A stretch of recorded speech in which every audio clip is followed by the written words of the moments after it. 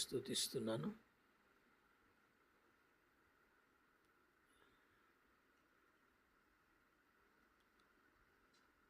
దైవ సేవకులందరూ కలిసి మోకాళ్ళ మీద ఏకీభవించి చేసే ఒక విజ్ఞానం. నా మాట నాకు వినబడతలేదా ఏంటి?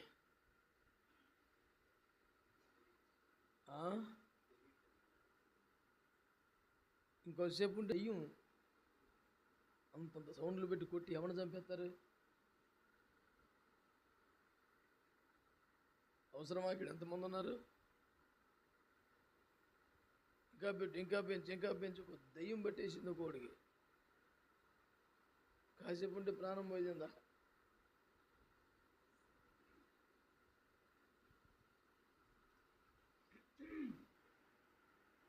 దైవ సేవకులు కలిసి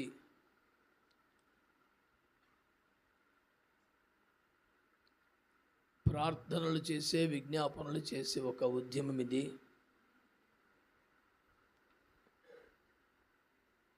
విశ్వాసులతో కలిసి కొన్ని ప్రత్యేక ప్రార్థనా మహోత్సవాలు నిర్వహిస్తున్నాము. కానీ రోజున సేవకులు మాత్రమే లేరు, అందరూ వచ్చేసారు. మనదేంటో నాకు అర్థం అవ్వలేదు. సమీల్ రాజు గారి ఆహ్వానం,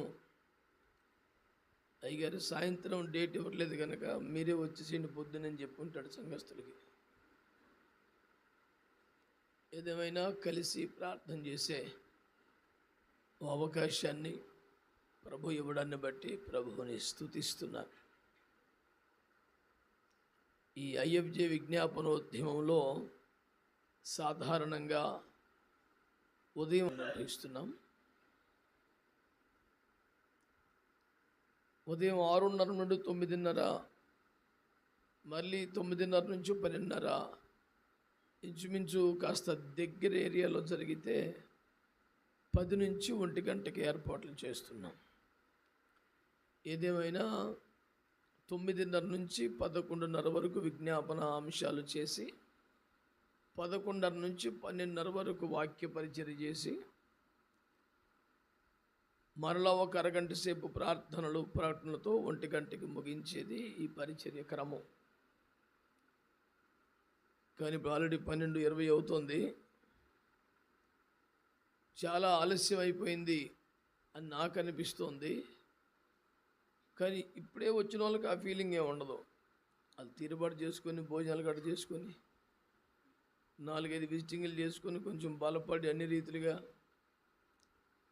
వచ్చి ఉంటారు కనుక వాళ్ళకి పెద్ద ఇబ్బంది ఉండదు. నమ్మకంగా ప్రారంభ ప్రార్థనకి వచ్చిన వాళ్ళకి ఇబ్బందిగానే ఉంటుంది. ఏదేమైనా చూసుకుంటే ఆ బలము చాలడం లేదు. ప్రార్థించే వాళ్ళంతా ఒక్కటై ప్రార్థన చేస్తే తప్ప ఆ కార్యాలు చూడలేమని దేవుని ఆత్మ ద్వారా బయలుపరచబడి ప్రారంభించబడ్డ పరిచర్య ఇది. ఐఎఫ్జే అంటే మరొక పాస్టర్స్ ఫెలోషిప్ కాదు, వేరే పాస్టర్ల ఫెలోషిప్కి ప్రత్యామ్నాయం కాదు, దేనికి పోటీ కాదు. ఉద్యమమే ఐఎఫ్జే. కానీ ఐఎఫ్జేని పోటీగా భావించి కంగారు పడి అయ్యో తిప్పలబడే వాళ్ళు చాలామంది ఉన్నారు. నేను వారిని బట్టి ఆశ్చర్యపోతున్నాను. కారణం ఏదైనా ప్రార్థనలు చేస్తున్నందుకు సంతోషపడుతున్నాను. ఇంకా అనేక ప్రార్థనా గుంపులు పుట్టుకొస్తే సంతోషపడతాం. ఏ విధము చేతనైనా ప్రార్థనలు జరగాలని కోరుకుంటున్నాం. ప్రార్థన పేరు మీద గత 10 ఏండ్లుగా సమకూర్చబడి కేవలం 7గురితో ప్రారంభించబడి ఈ రోజున 3,500 కంటే పైచిలుకు సేవకులు ఒక్కటై ప్రార్థన చేస్తున్న వేళ డినామినేషన్లు, సంఘాలు, సిద్ధాంతాలు పేరు మీద విడిపోయిన వారందరినీ ప్రార్థన కలుపుకొస్తుంటే ప్రార్థన పేరు మీద మళ్ళీ విడగొట్టే ముక్కలు చేసుకునే ప్రయత్నం ఎంత అమాయకం, ఎంత విచారకరం. సేవకులైన వారు, సేవకురాండ్రైన వారు ఈ విషయము కొరకు కూడా ఆలోచించాలి, భారం కలిగి ప్రార్థించాలి. అది కేవలము సాతాను యొక్క కుట్రని గమనించి ఆ రకమైన విడుదల పరిచర్యలకై పూనుకోవలసిన వారమని నేను మనవి చేస్తున్నాను. చాలా తక్కువ సమయం మిగిలింది మనకి. గబగబా కొన్ని మాటలు మీ దృష్టికి తెచ్చి నేను ముగిస్తాను. ఆయా ప్రాంతాల నుంచి వచ్చిన దైవజనులందరికీ కూడా నేను వందనాలు తెలియజేసుకుంటున్నాను. చాలామందికి సమయానికి రావాలి అనే మనస్సే ఉండదు. ఆ మనస్సు ఉంటే సాధ్యమవుతుంది. ఎప్పుడైనా ఎక్కడైనా ఎవరికైనా ఏదైనా ఆటంకం అవరోధం రావచ్చు, సహజం. కానీ ప్రార్థనకు సమయానికి వెళ్ళాలనే మనస్సు లేకపోవడం మాత్రం విచారకరం. ఖాళీ ఎవరికి ఉంటుంది చెప్పండి? ఎవరి బిజీ వాళ్ళకు ఉంటుంది. చిన్నపిల్లలను కూడా చూడండి, చాలా బిజీగా ఆడుకుంటూ ఉంటారు వాళ్ళు.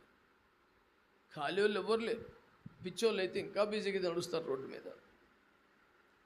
కనుక నేను బిజీగా ఉన్నాననే మాట పెద్ద గొప్ప మాట ఏం కాదు. అందరు బిజీ, ఎవరు కాదు. ఆదివారం మధ్యాహ్నం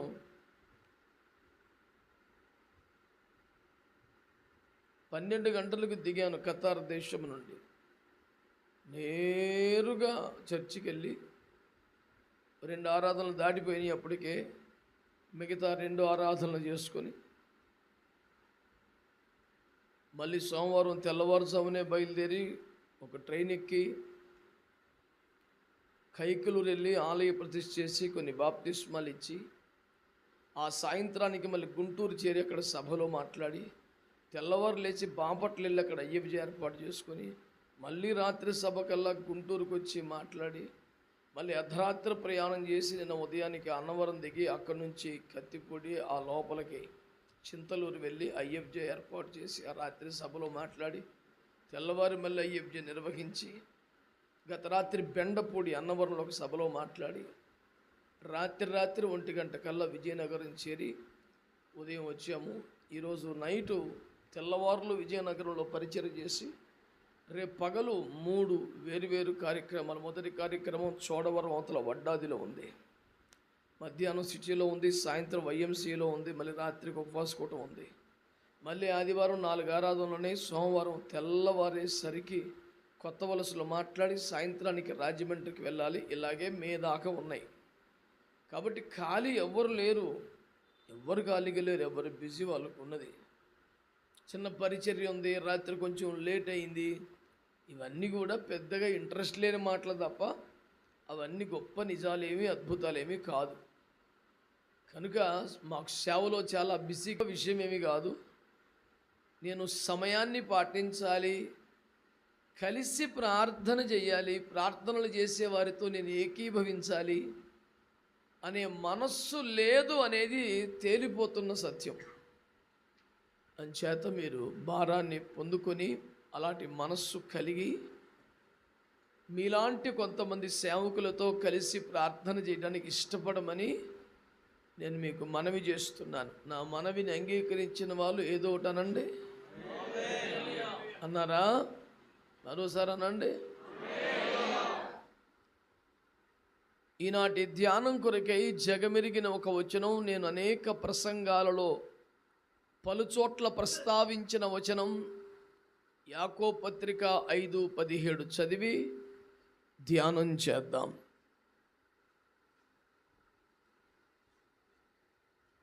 ఏలియా మనవంటి స్వభావము గల మనుష్యుడే. వర్షింపకుండునట్లు అతడు ఆసక్తితో ప్రార్థన చేయగా 3.5 సంవత్సరముల వరకు భూమి మీద వర్షింపలేదు.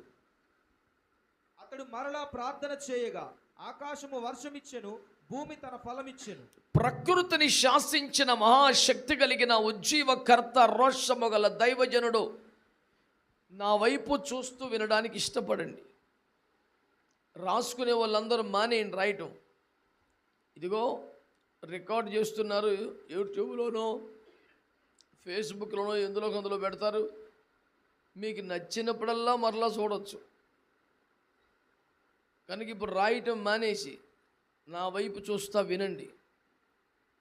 విలేకరులాగా రాసేవాళ్ళు ఒకరు, విలేకరులాగా ఫోటోలు తీసిపోయేవాడు ఒకడు, విలేకరులాగా వీడియోలు తీసేవాడు ఒకడు, అసలు కూటం పెట్టినవాడు ఒకడు, కూటంలో వాడబడేది ఒకడు, ఈ రకముడు ఒకడు. కనుక రాసుకునుట వల్ల జ్ఞాపక శక్తి వచ్చును, వినుట వల్ల విశ్వాసము కలుగును. ఇదే గొప్పది, కొంచెం విశ్వాసమే. కనుక మీరు వినడానికి ఇష్టపడమని కోరుతున్నాను. దేవునికి స్తోత్రం కలుగునగా. ప్రభునందు ప్రియులారా, ఇక్కడ ఏలీయా ప్రార్థన ద్వారా సంభవించినటువంటి అద్భుతాల కన్నా, ఏలీయా ప్రార్థన ద్వారా సాధించిన ఫలితాల కన్నా, ప్రార్థించే ఏలీయా యొక్క స్వభావానికి ఎక్కువ ప్రాధాన్యత ఇవ్వబడింది అనే సత్యాన్ని నేను గతంలో అనేక మార్లు ఆయా సందేశాలలో ఆయా చోట్ల ప్రస్తావించడం జరిగింది. అయినను కొద్దిమంది వ్యక్తులను మీ ముందు పెట్టే ఆత్మ నడిపింపుతో తొలుత ఈ దైవజనుని మరలా మీ ముందుకు తీసుకొస్తున్నాను. నా మాట స్పష్టముగా గమనించండి. దయతో మీద 7 బలిపీఠాలు కట్టి ఎంత బేభత్సమైన బలి అర్పణ చేసినా దేవునికి ఏమి సంతోషకరం కాదు. బాలాకని రాజు ఆవేశపడుతూ, నా దగ్గర ఇంత డబ్బు ఖర్చు పెట్టించావు నువ్వు అని కోప్పడిపోయాడు.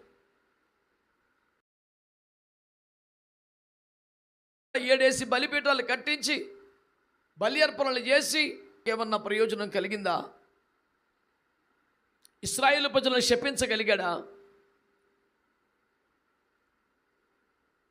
ఎంత అద్భుతంగా కార్యక్రమం నిర్వహించామన్నది పాయింటే కాదు.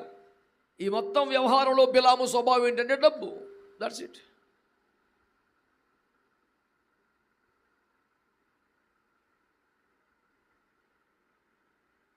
అపోస్తలుగా యూదా ఏమంటాడు బిలాముని? బహుమానము పొందవలని ఆతురముగా పరిగెత్తినటువంటి, తప్పు త్రోవలో పరిగెత్తిన బిలాము అంటాడు. అతని ఉద్దేశం మనసు పట్టించుకోకుండా చూస్తే చక్కగా బలిపీఠాలు కట్టాడు, బలి అర్పణలు చేశాడు. అతని ఉద్దేశం మనసు పరిగణలోకి తీసుకోకుండా చూస్తే ఒక అనుభవం కలిగిన, చేయి తిరిగిన అద్భుతమైన యాజకుడు మాత్రమే కనబడతాడు. అతని మనసు ఏంటి?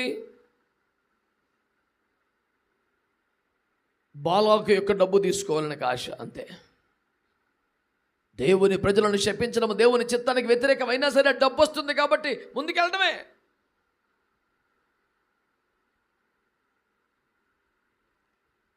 బహుమానము పొందవలని తప్పు త్రోవలో మాత్రముగా పరిగెత్తిన బిలాము అనే మాట ఎప్పటికీ ఉండిపోయింది.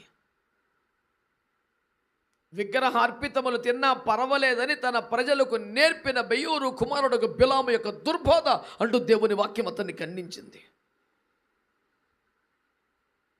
కనుక నెత్తి నోరు బాదుకొని చెప్పేది ఒకటే, ప్రార్థన అంశాలు, ప్రార్థన సమయం, ప్రార్థనల తీవ్రత, ప్రార్థన విధానం, వీటన్నిటికంటే ప్రార్థించు అని స్వభావమే కీలకం.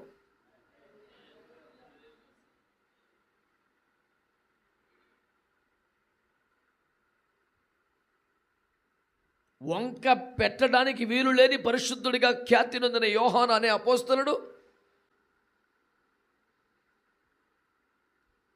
ఫుల్ టైంకి సమర్పించుకున్నారు. జీవితంలో సకల వైభోగాలు వద్దనుకున్నారు, కనీస సుఖాలు వద్దనుకున్నారు, కుటుంబాలనే దూరం చేసుకున్నారు. చేతుల చిల్లిగవ ఛార్జీ డబ్బులు పట్టుకోకుండా దేవుడు పెడితే తిందాం లేదా చచ్చిపోదామని సమర్పణ దశ. నెక్స్ట్ నేనేనా నువ్వు వాళ్ళకి వెళ్ళిపోతే నెక్స్ట్ ఆ కుర్చీలో నేను కూర్చోవాలా? అందరూ బోధకుడు అంటూ నన్ను ప్రధాన ఆకర్షణ కేంద్రంగా నేనుండాలి. యోహాను చెడ్డోడా, యోహాను పిచ్చోడా, యోహాను పాపియా, యోహాను బలహీనుడా, యోహాను లోక సంబంధా? దేనికైనా కాదు కాదు కాదు మరి యోహాను చేసింది కరెక్టా? అది కూడా కాదు. ఇక్కడ పాయింట్ ప్రార్థించేవాడి స్వభావం.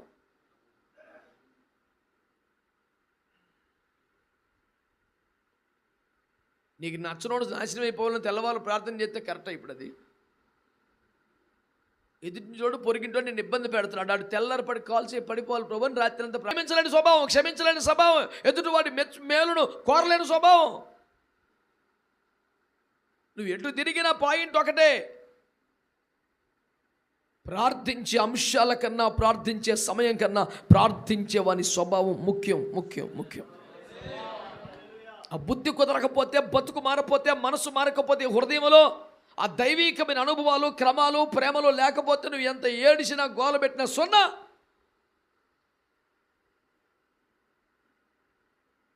పరిసయ్యుడి సుంకరి ప్రార్థన తీసుకో.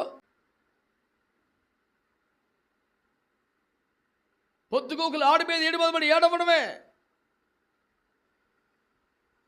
నీ స్వభావం సరికాకపోతే నీ ప్రార్థన వేస్ట్. ఆ ఒక్క ముక్క చెప్పడానికే వచ్చాను ఈ పూట నేను. నువ్వు అనుకోవడం ఏమిటి దరిద్రం? ఎవడు ఎగ్జామినేషన్ రాసి ఆడే మార్కులు వేసుకుంటాడా? బుర్ర పని చేస్తుందా నీకేమన్నా? ఎవడురా వేయాలి మార్కులు?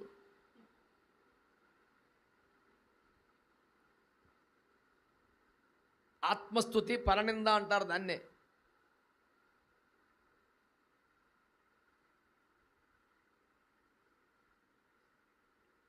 ఈ రోజున దేవుని వాక్యాన్ని బట్టి మీకు మనవి చేసేది ఏంటంటే, ఏలియా స్వభావం అని ఎందుకు చెప్పబడుతోంది?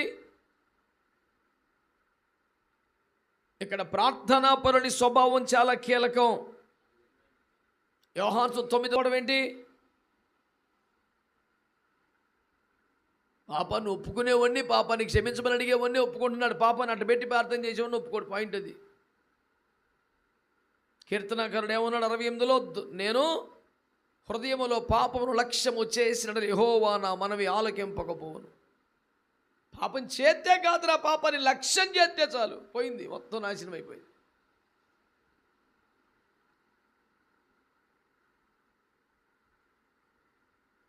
ప్రార్థనాశక్తి కలిగిన దైవజనులారా, ప్రార్థనా జీవితము కలిగిన దైవజనులారా, ప్రార్థనలో సమయము గడుపుతున్న దైవజనులారా, ప్రార్థనలో పోరాడే స్థాయికి ఎదిగిన దైవజనులారా, వీటన్నిటికన్నా ముందు ప్రార్థించే నీ స్వభావమే, నీ బుద్ధే, నీ 1 0 0 1000 సున్నాలు కూడా సున్నే, ఉపకారం వెళ్ళేది, పోయింది, మొత్తం నాశనం అయిపోయింది. ఆ ఎవరో సంతకెళ్తా తలుపేసి తాళం వేసి 3 సార్లు లాగి చూసిందంట, తాళం గట్టిగా ఉందంట. ఇంటికి వచ్చేప్పటికి కొంపలు ఊటి ₹10 లేదు, మొత్తం నాశనం అయిపోయింది. వేసిన తాళం వేసినట్టే ఉంది, గట్టిగా లాగి చూస్తే కరెక్ట్గానే ఉంది. ఇంట్లో సరుకులు లేవని చూస్తే గొల్లు మెత్తం మర్చిపోయిందంట. ఆ గడేయకుండా తాళం మాత్రం గట్టిగా వేసింది. పిచ్చా చేదస్తావా నీకు? ఆ తర్వాత కదా ప్రార్థన. నువ్వు బలిపెట్టిన దగ్గర నీ అర్పణ వదిలేసి వెళ్ళే ముందు సెట్ చేసుకొని రారా, తర్వాత చేతికెళ్ళని వాక్యం చెప్తుంది కదా. ఒక వ్యక్తి అంగీకరించబడితే నా తన అర్పణని ఆదికాండం 4లోనే చెప్పేశాడు కదా, హేబేలును అతని అర్పణను. ముందు హేబేలు అంగీకరించబడితేనే అర్పణ. నువ్వు రావాలే రాడో, ఎందుకు వస్తాడు రా? చెట్టవలసింది ఇది. 7 కొండలంట బాబుకి, ఒక్కొక్క కొండ మీద 7 బలిపేటలు కట్టి డబ్బులన్నీ పాడు చేసేవని ఆడికి ఎత్తిన వస్తున్నాడు బాలాకు. మళ్ళీ ఉల్టాయేమంటా, నీ ముందే చెప్పానుగా, నేనేం చెప్పలేనా, ఏం చెప్తే అదేనని. మరి ఎందుకు పోయేవరా?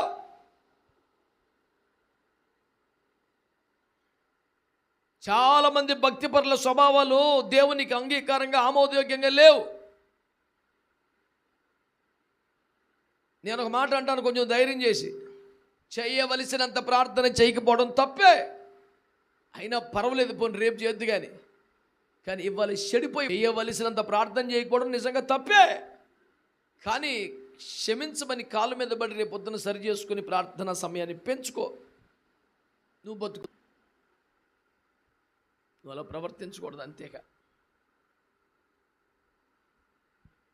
నిన్నెందుకో క్షమించలేకపోయాను, నిన్నెందుకో సహించలేకపోయాను, నిన్నెందుకో ప్రేమించలేకపోయాను, నిన్నెందుకో తట్టుకోలేకపోయాను, ఇవాళ ట్రై చేస్తాడు, కుదరదు.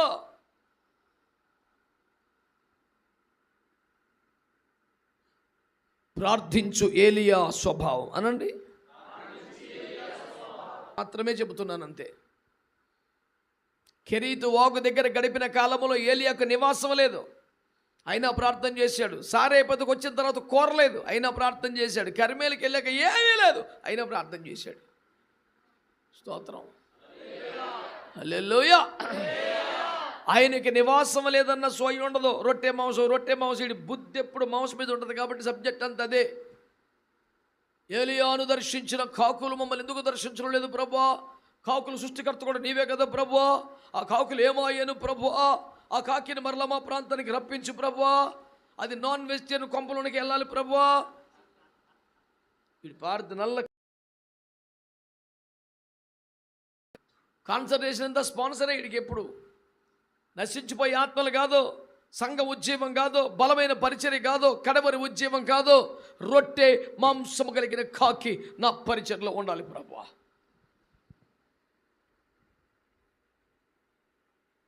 అందుకనే ప్రార్థన కాదురా నాయన, ప్రార్థన పరుని స్వభావం ప్రాముఖ్యం. ప్రభువా, సేవ యొక్క అవసరాలు తీర్చే బిడ్డలను లేపండి ప్రభుని ప్రార్థన చేయడం తప్పు కాదు. అసలు సేవే ప్రాధాన్యం అంటే తప్పది.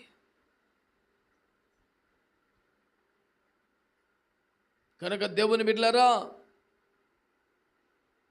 ప్రార్థనాపరుని స్వభావం ఎలాగుండాలనే దానికి సంబంధించిన ఆలోచన నీకు రావాలని కోరుతున్నాను. నీ ప్రార్థించే నీ స్వభావం ఎలా ఉండాలి?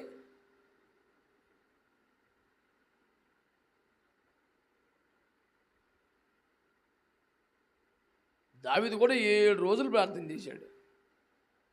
పచ్చి మంచిలు లేకుండా కట్టుకోపోసండి, కుర్చీ కూడా ఎక్కడ నేల మీద పడిపోయి సాష్టాంగం పడిపోయి తెగేడిసి దొర్లేసి ప్రార్థన చేశాడు. యేసులో ఉలకలా పలకలా చచ్చాడు. పిల్లగాడు గబగబా లేచి స్నానం చేసేసి క్లాస్గా తలస్నానం చేసి మంచి బట్టలు వేసుకొని కూర్చొని తినేస్తాడు. ఇంకెందుకని అందరూ అడిగారు, అదేంటి పేషెంట్ అక్కడ ఉండగా ఎవడైనా 2 మెతుకులు తింటాడు, చచ్చిపోయాక తిండవు, నువ్వు బతుకునని చెప్పి మాని చచ్చిపోయాక తినేస్తున్నావు, శవాన్ని అక్కన పెట్టుకొని కడుపుని తినేస్తున్నావు, ఏందిరా బాబు నీ గొడవంటే, దేవుడు ఒకవేళ కనికరించి నా పాపములు మన్నించి నన్ను ఒకవేళ జ్ఞాపకం చేసుకుని నన్ను ఉంచుతాడు ఏమనుకున్నాను, చచ్చిపోయి ఇంకెందుకు తినేస్తున్నాడు.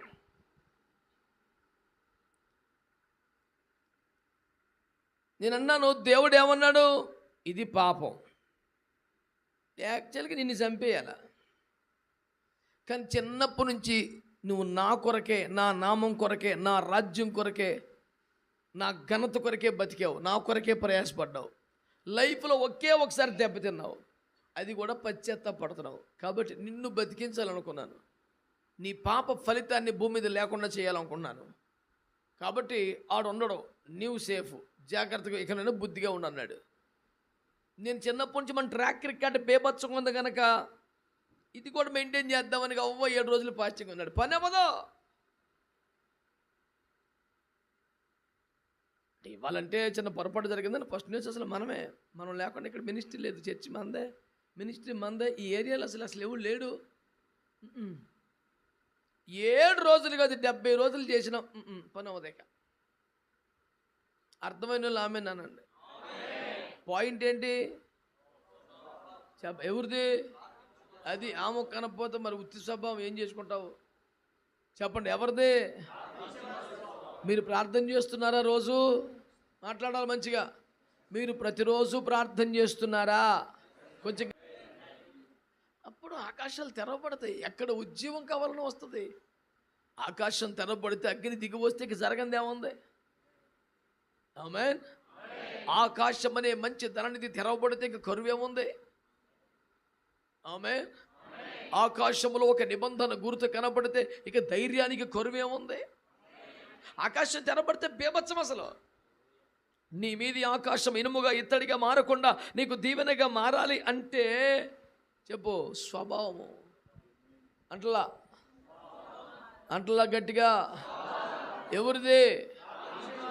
ఇంకోసారి ఎవరిది? ఇంకా ఎవరిది? చిచ్చి, సరైన ఆన్సర్ రావాలి. ఎవరిది? అది ఆన్సర్. నాది, నా స్వభావం. ఎవడికన్నా పెట్టేవా టార్గెట్ నీకు? ఎలా చెప్పండి? ఎవరిది?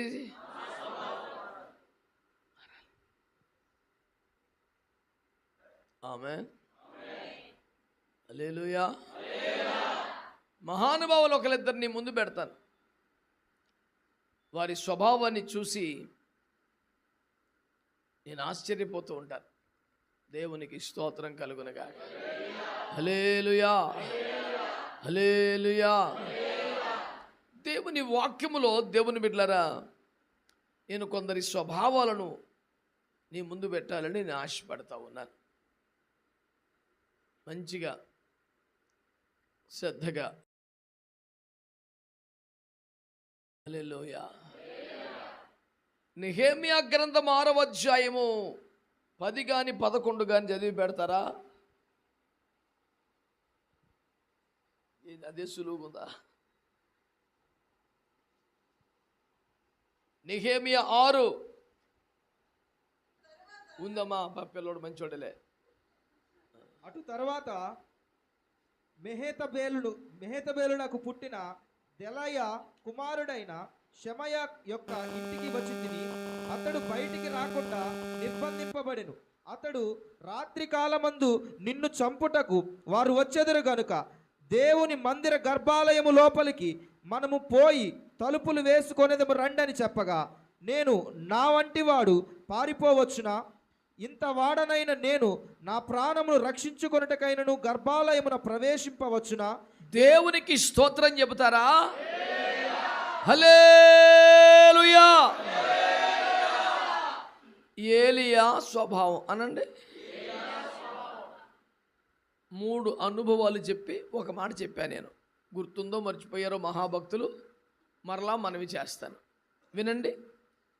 కెరీతు వాగు దగ్గర ఆయనకి నివాసం లేదు. ఆ వాగు పక్కన కూర్చున్నాడు. మరి వర్షాకాలమైనా ఏ కాలమైనా అక్కడ ఎంత ఇబ్బంది. చలికాలం, వేసవకాలం అయితే ఆ వాగు పక్కన చెట్టు కింద ఆ చల్లగాలి నీడ మంచిగా అనిపిస్తుంది. శీతాకాలం ఎంత కష్టం, వర్షం పడితే ఎంత ప్రమాదం. అతడు ధరించేదేమో ఒక పెద్ద గొంగల్ లాంటిది, తడిస్తే ఎంత ఇబ్బంది. కనుక కెరీతు వాగు దగ్గర నివాసము లేకపోయినా ప్రార్థన చేశాడు. సారేపతు మిద్దె మీద కూర లేకపోయినా 3.5 సంవత్సరాలు రోజుకు ఒక అప్పం పెట్టిందంట తల్లి. కూరలేదు, ఉండి పెట్టకపోవటం కదా, ఆమెకే లేదు. అంత పిండి అంత నూనె వచ్చేది. ఒక రొట్టె ఏది అయ్యగారికి పెడితే మళ్ళీ ఇంకొక రొట్టె అయితే తల్లి కొడుకులు తినేవాళ్ళు. కూర పాయింటే లేదు అనేవాళ్ళు ఉన్నారా?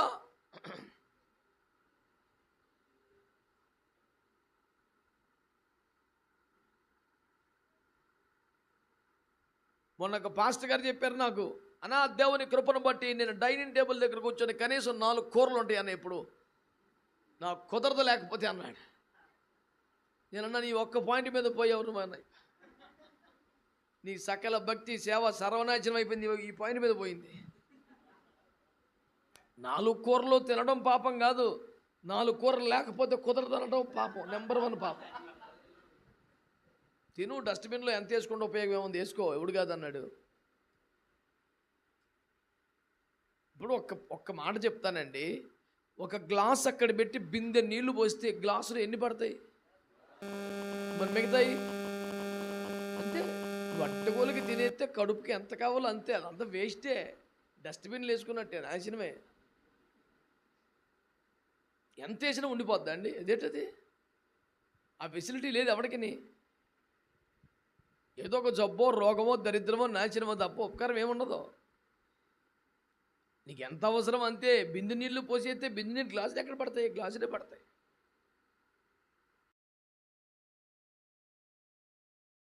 రోజు భోజన సామాగ్రి లిస్టు చదివితే అలిసిపోయి చచ్చిపోతాం మనం.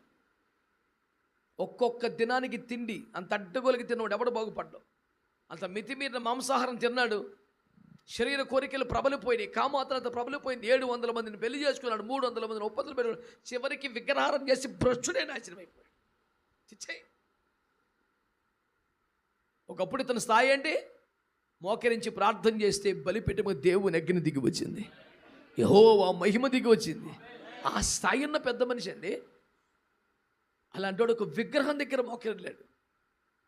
నీకు ఎందుక దరిద్రం వచ్చి పడిపోయింది? నీ బతుకేం కరువు చేశాడు దేవుడు? నీకేంటి రోగం? ఎందుకంత భ్రష్టత్వం? ఆత్మానుసారంగా ఆరంభించి శరీరానుసారంగా ముగించే చండాలో నీకు ఎందుకు వచ్చింది? మితిమీరిని తిండి, డబ్బు ఉంది కాబట్టి, ఐశ్వర్యం ఉంది కాబట్టి పోజు. ఒక కడుపుకి ఒక జీవితానికి అంత అవసరమా? చదువు, నా వాక్యం చదివిపెట్టి నీ పుణ్యం ఉంటుంది. 4వ రాజుల గ్రంథం లేదా? అయితే ఒకటే, 1 రాజుల గ్రంథం 4:20. ఏమో మా ఊడు తీస్తాడేమో చూసా. 4:20. అయితే యూదా వారును ఇశ్రాయేలు వారును సముద్రపు దరిననున్న ఇసుక రేణువులంత విస్తార సమూహమై తినుచు త్రాగుచు సంబరపడుచు నుండిరి. నది యూఫ్రటీసు మొదలుకొని ఐగుప్తు సరిహద్దు వరకు ఈ మధ్యనున్న రాజ్యములన్నిటి మీదను ఫిలిస్తీయుల దేశమంతటి మీదను సొలొమోను ప్రభుత్వము చేసెను. తిండి కూడా ఉంది అందుకని. అతనికి సేవ చేయుచూ వచ్చిరి. ఇంకా ఒక్కొక్క దినమునకు సొలొమోను ఏమండోయ్ ఒక్కొక్క దినమునకు సొలొమోను భోజనపు సామాగ్రి ఎంతనగా అయ్యా 600 తూముల సన్నపు గోధుమ పిండియు 600 తూముల సన్నపు గోధుమ పిండి అంటే ఫైన్ ఫిల్స్బరీ ఆశీర్వాద ఆట అన్నమాట. సన్న ఫైన్ క్వాలిటీ. 600 తూము అంటే కేజీకి ఎక్కువే. కొన్ని దరిద్రం కేజీ వేసుకో. 600 కేజీలు మంచి గోధుమ పిండి క్వాలిటీ, బస్తాలోది లోకల్ క్వాలిటీ 1200 కేజీలు. క్రొవ్విన ఎడ్లు 10 1800 కేజీల గోధుమ పిండి. క్రొవ్విన ఎడ్లు 10 క్రొవ్విన కోడిగుడ్లు 10 కాదు, క్రొవ్విన ఎడ్లు 10. విడి ఎడ్లు 20 మామూలు 20 ఎడ్లు. 100 గొర్రెలను 100 గొర్రెలు. ఇవి గాక ఎర్ర దుప్పులు జింకలు క్రొవ్విన బాతులను తేబడెను. ఎన్ని రోజులకి రా ఇక బాబు ఎలాగ బాగుపడతాడు రా నాయన. మీరేమంటారంటే సొలొమోను అంటే ఆశామాసిగా అతని రాజ్య వైభోగం పెద్దది, అతని పనివారు గొప్ప అతిథులు వస్తుంటారు, రాజులు వస్తున్నారు, తెలిసిలేవాయ్. అతన్నే తినేయడదన్న సంగతి తెలుసు, మొత్తం అంతా ఒకడే తిండన్న సంగతి తెలుసు. కానీ అది అతని ఇంట్రెస్టా కాదా, అది అతని టేస్టా కాదా, అందులో ముఖ్యమైనవన్నీ కూడా మనం టచ్ చేస్తాడే చేయడా? స్తోత్రం చెప్పండి. 20 నుంచి ఎందుకు చదివించామని మావాడు అడుగుతున్నాడు. ఆ 20లో ఉన్న ముచ్చట ఏంటి తెలిసినా? 20లో ముచ్చట తెలుసా? ఆ రాజ్యం ముందు ప్రజలందరూ హాయిగా తినుచు సంబరం చేసుకొచ్చు, పండగ చేసుకొచ్చు, ఎంజాయ్ చేస్తారు. యథా రాజా తదా ప్రజ. ఆ రాజ్యములు అందరూ ఉపవాసములతో జాగ్రత్త తినుచు త్రాగుచు. ఎందుకని? ఆ బాబోలటుడు అప్పుడప్పుడు రాజ్యంలో రథం వేసుకుని విహరిస్తుంటే అందరూ చికెన్లు మటన్లు చేపలను తినేస్తుంటే నా రాజ్యం ఎంత సుభిక్షముగా ఉన్నది, దీని ఎందు నేను ఆనందించుతున్నాను అంటాడన్నమాట బాబు.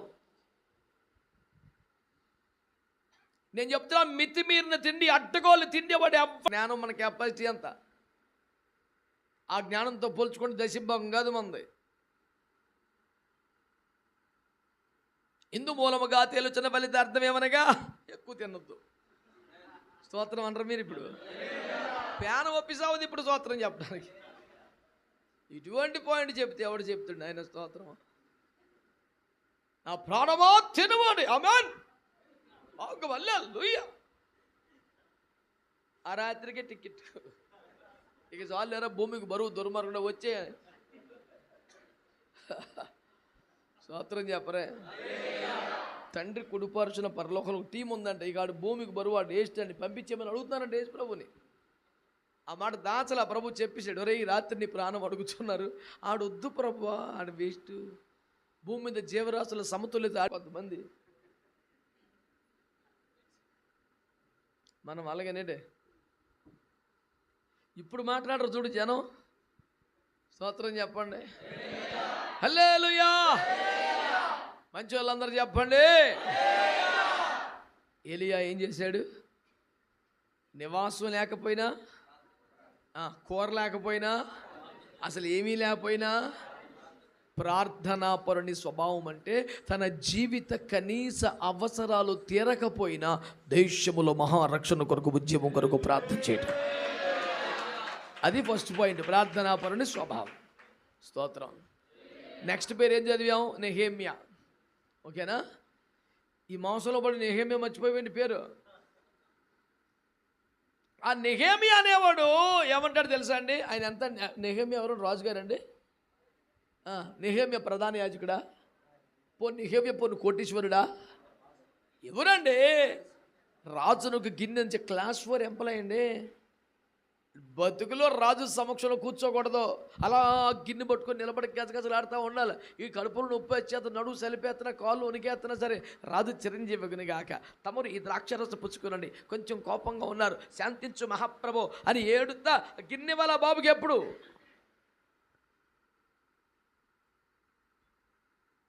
ఆడు కోపంగా చూస్తే చిరునవ్వుతో ద్రాక్షరసం ఇచ్చేస్తుండాలి.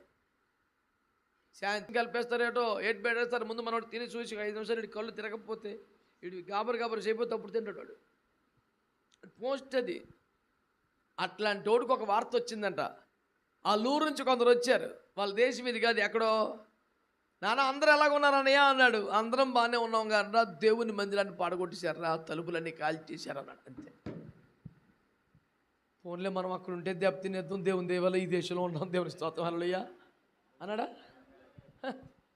ఉన్న చోట కొప్పు కూలిపోయి అక్కడ ఆ మాట నాకు బాగా ప్రభావితం చేసిన మాట అది. ఏంటి తెలుసా?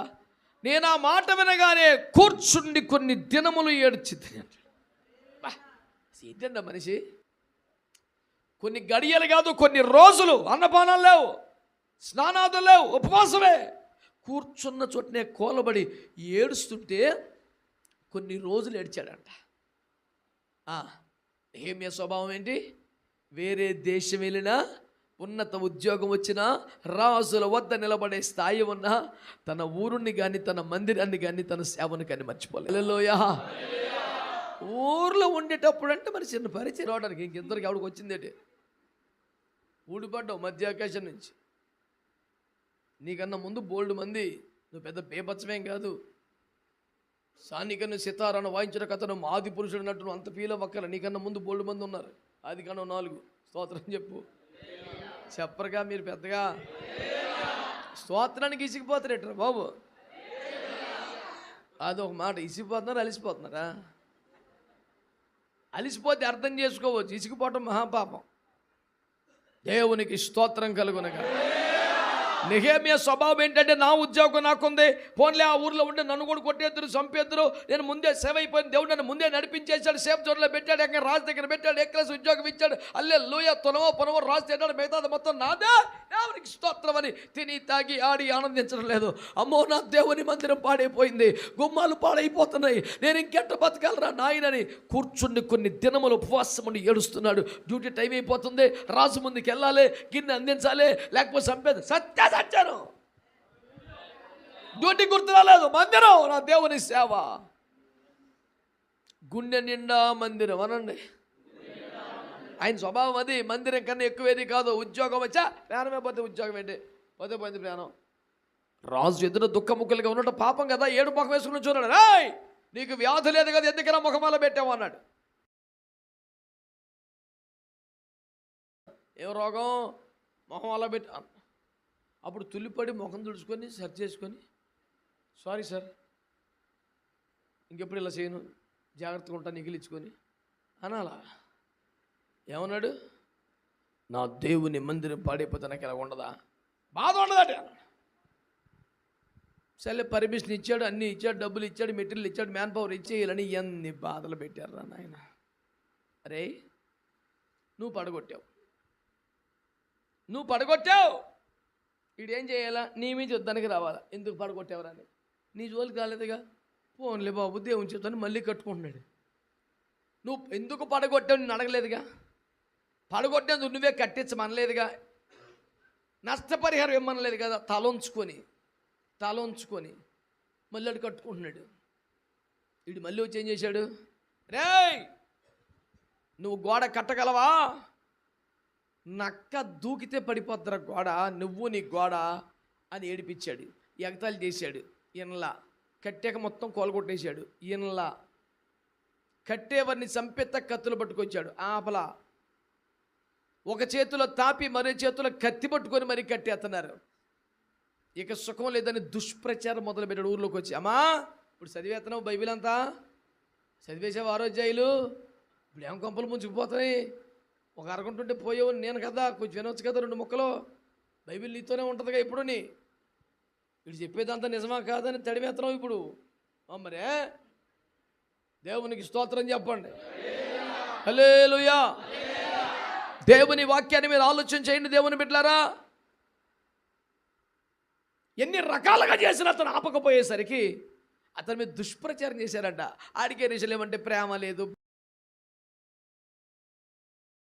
ధనవంతుడు అయిపోవాలని, మీ అందరి అభిమానం కొట్టి ఓట్లు కొట్టేయాలని ఆడి సెలవు పెట్టొచ్చి ఎన్ని అడవుడు చేస్తున్నాడు. ఇక్కడ నెక్స్ట్ ఎలక్షన్లో సీటు కొట్టేద్దామని ప్లాన్ ఆడిది. ఆడికి భారమా పోడా అని దుష్ప్రచారం చేశాడంట. దుష్ప్రచారం చేస్తే వెంటనే నెహెమ్యా ఏం చేశాడు? విలేకరుల సమావేశం పెట్టి తీవ్రంగా ఖండిస్తున్నాడు. అంత పాపం అన్నాడు. సింపుల్గా అన్నాడు, నువ్వు ఎన్ని ఆశలు వేసినా ఎవరు నీ మాటలు నమ్మరో, నోరు మూసుకొని పని చేసుకో. స్తోత్రం చెప్పండి. చాలామంది నన్ను తినేస్తున్నారు, బోల్డ్ మంది మా వాళ్ళందరూ. అన్న ఇలాగ అన్నారన్న, ఇలాగ అన్నారు, నువ్వు స్పందించాలి. నేను స్పందించమే టోబియా సన్బల్లట్లకి దేవునికి స్తోత్రం కలుగునగా. గోడ కూల్చేసినోడు ఆడు, చంపేసినోడు ఆడు, నేను స్పందించడం ఏంటి? మరి నువ్వు వేడి చేస్తావు, పడగొట్టేస్తుంటే కట్టుకుంటాను. తప్ప మనకు అంతకని రాదు ఇంకేమి. నువ్వు పడగొట్టాయి మళ్ళీ కట్టుకుంటాను. నువ్వు పడగొట్టావేంటే నేను అడగను. నువ్వు పడగొట్టావు కాబట్టి నేను తిట్టను. నువ్వు పడగొట్టావు కాబట్టి నీ కూడా నేను పడగొట్టను. మరి ఏంటి చేస్తావురా? నా కూడా నేను కట్టుకుంటాను. ఇంకో బెనిఫిట్ లేదు మన దగ్గర. నువ్వు తిట్టు, నా పని చేసుకుంటాను. పడగొట్టే మళ్ళీ కట్టుకుంటాను. ఎన్ని చేసినా ఈడు ఆపట్లేదు. ఈడి మీద దుష్ప్రచారం చేసి ఇంతలా నిందలేసినా ఈడు ఆగలేదు. ఇక సుఖలేదని అని లేపేద్దామని ప్లాన్ చేశారంట మహాభక్తులు. రెక్కి నిర్వహించారు. ఈ రాత్రి గ్యారెంటీ వేసేద్దామని ప్రాజెక్ట్ తయారు చేశారు. విశ్వసనీయ సమాచారం అందింది అనుంగు సహోదరులకి. అనయ్యా నీకు దండం పెడతాం, ఈ రాత్రి నేను చంపడానికి ప్లాన్ చేశారనియా. ఈ ఒక్క రాత్రి నువ్వు మందిరంలోకి వెళ్ళనియా. గర్భాలయంలో రేపొద్దున్న ఈ టైంలో నువ్వు చచ్చిపోతే ఇంతకాలం గోడ కట్టి వేస్ట్ అయిపోద్ది, పని పూర్తవ్వదు, ఆగిపోద్ది. నువ్వు లేకపోతే ఎవరు ఈ పని చేయరు, పని నడవదు. నువ్వు ఉండాలి కొంతకాలం. నువ్వు క్షేమంగా ఉంటే పని జరుగుద్దన్నా. నువ్వు 10 కాలాలు బాగుంటే పరిచర్య పూర్తవుద్దన్నా. నువ్వు ఉండాలన్నా. నీ నాయకత్వం మాకు కావాలన్నా. ఏడుస్తుంటే అదేమన్నా అడ్డగోలు పాయింట్ కాదుగా, అంగీకరించాల్సిన పాయింటేగా. నీకేమి అంటాడు? నిజమే కానీ తమ్ముడా, నాలాంటి వాడు పారిపోవచ్చా? కొట్టా గట్టిగానే. దేవునికి స్తోత్రం కలుగునుగాక. నువ్వు చెప్పింది నిజమే, నీ ప్రేమ కరెక్టే. నేను ఉంటే పరిచర్య సాగుతుంది, అది కూడా నిజమే. కానీ నాలాంటోడు పారిపోకూడదురా. నాలాంటోడు నేను ఎలాంటోడిని? నా ఉద్యోగం కంటే, నా జీవితం కంటే నా దేవుని మందిరాన్ని ప్రేమించినోడిని. నేను రాజు దగ్గర బ్రతుకుతున్నాను, నాకు చాలు అనుకోకుండా నా దేవుని గుమ్మములు కాలిపోయినని ఏడ్చిన వాడిని. నా అనుమతులు పొందినోడిని, సెలవు పొందినోడిని, నిధులు పొందినోడిని, ఇంత కట్టినోడిని. ఇంత చేశాక నా ప్రాణం దక్కించుకున్నట్టుకైనా పారిపోవచ్చా? నేను ఎలాంటోని? చచ్చిపోవటానికి ఇష్టపడేవాడిని. నేను ఎలాంటోని? ఈ పనిలోనే జీవితాన్ని అర్పించడానికి ఇష్టపడేవాడిని. నేను ఎలాంటోని? ఈ పని చేస్తూ దేవుని కొరకు హతసాక్షానికి ఇష్టపడేవాడిని. నేను ఎలాంటోని? పారిపోలేని వాడిని. నేను నా వల్ల కాదు, ప్రాణము దక్కించుకోలేను నేను అంటున్నాను. మనకి ఈ స్వభావం కావాలి. మేము అన్నీ ముందు పడి మీద పడి పనులు చేస్తున్నాం. మమ్మల్ని 10 మాట్లాడుతున్నారు. భారం ఎత్తుకొని కష్టపడుతున్నా. ఒక్కొక్కటి నోటుకొచ్చి మాట్లాడుతున్నాడు. ఇవన్నీ చేయటం ఎందుకు, మాటలు పట్టడం ఎందుకు, నా వల్ల కాదని. ఐఎఫ్జే విజ్ఞాపనలోద్యమంలో కూడా బాగా కష్టపడి పనిచేసిన కొందరు దైవజనులు ఇప్పుడు సద్దరిగిపోయి కూర్చున్నారు. కారణం ఏంటంటే, గత రాత్రి ఒక సహోదరు నాతో 1 గంట వరకు మాట్లాడాడు. పర్యాణం అంతా అన్న ఇలాగ అన్నారన్నా. చాలా బాధ అయింది. అందుకే నేను ముందుకు రావట్లేదన్నా. నన్ను 10 రకాలుగా అన్నారు నాన్న. అయ్యో అమ్మా, ఇక్కడ నిన్ను అంటున్నారంటే అర్థం ఏంటి? నువ్వు పని చేస్తున్నావనే కదా. పని చేయని వాడిని ఎవడని ఏమని అంటారా? నీ ఇంట్లో 3 పూటలు తిని 7 గంటలు నువ్వు పడుకుంటే నేను ఎవడంటాడు అసలు? నువ్వు ముందుకు వచ్చావు కాబట్టి కదా, మేనేసుకొని పని చేసావు కాబట్టి కదా, కొత్త గొప్ప గోడ కట్టావు కాబట్టి కదా నీకు ఇబ్బంది. నోవకని అందరూ మెచ్చుకొని సపట్లు కొడతా ఉండేవారు కాబట్టి సచిన్ సచిన్ సచిన్ సచిన్ అంటే డెక్అవుట్ అయిపోయినట్టు కాదు కదా. ప్రేక్షకుల ఈలలో కేకలతోనే సెంచరీ కొట్టినాడు ఆ నోవకు. లెస్సగా పలికితరి శభాషో అన్నందుకు యేసుప్రభు బాధ చేశాడా? ఎవరిరా బాబు భూమి మీద మెచ్చుకున్నారు? యోసేపుని దర్శనం చెప్తేనే గోతులు బారేయలేదా? ఇర్మియా ప్రవచనాలు చెప్తేనే పేకలో దింపేలేదా? ఎవరిని శుభ్రంగా చూశారు? నువ్వు మీద వేసుకొని పని ముందుకొచ్చి కష్టపడుతున్నావు అంటే నీ మీద ఇన్ని రాళ్ళు వేసేవాళ్ళు భూమి మీద పుష్కలంగా ఉంటారు. ఈ లోకం తీరే అంతా నీకు ఇంతవరకు ఆ విషయం తెలియకపోవడం చాలా అమాయకం. ఏనాడు రాశాడు పెద్ద మనిషి బెరక మనిషి గారు, మామూలయ్యా ప్రయాణంలో నువ్వు రోడ్డు మీద వెళ్తున్నావని రోడ్డు అంతా కర్ఫ్యూ పెట్టి ఖాళీ వదులుతారు. రోడ్డు నువ్వు తిరగరాని ట్రాఫిక్ ఉంటుంది. ఎడ్లు, గేదెలు, గొర్రెలు, మనుషులు, లారీ అన్నీ ఉంటాయి. తప్పించుకొని పద్ధతిగా వెళ్ళాలా. నువ్వుగా రోడ్డు ఎక్కి ఎవరికి కర్ఫ్యూ పెడతారా? వెళ్ళురా అని మామూలే అవన్నీ. నీ పని నువ్వు చేసుకోవాలా. అవునను, ఆమెనో, స్తోత్రమనో అట్టు కూర్చుంటారు. ఏదైనా నాకు అర్థం కాదు అసలు.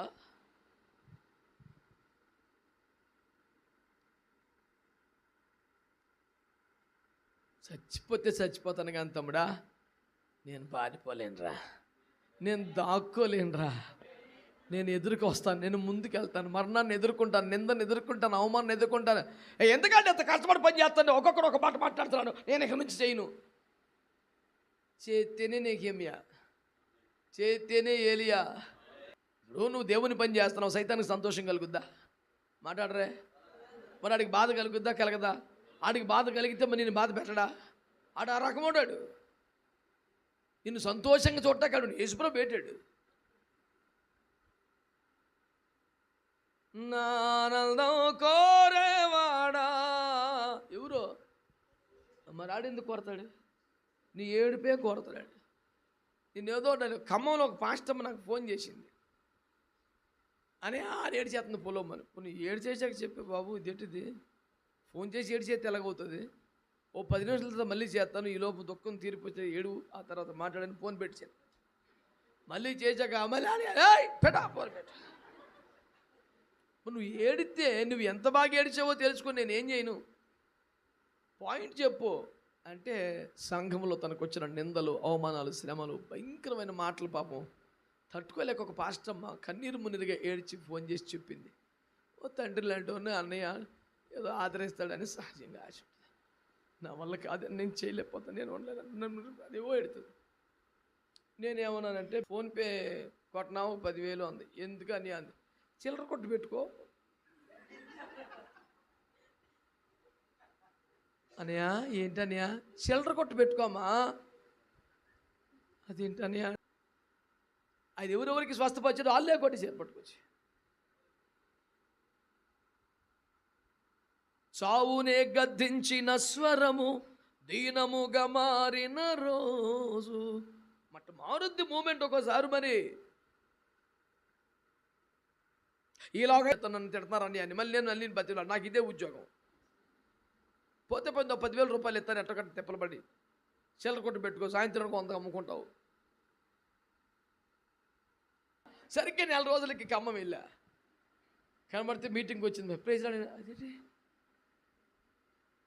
నేను బేగ మర్చిపోను కదా, ఎలాగొంది చిల్లర కొట్టాను. ఊరుకోండి చిల్లర కొట్టు. ఆ రోజు నుంచి మొండికెత్తేసాను. ఇది శబాష్, ఇది క్వాలిటీ. నిలబడా. నువ్వు దేవుని పని చేస్తే సాతాను సహకరిస్తాడా? లోకం సహకరిస్తుందా?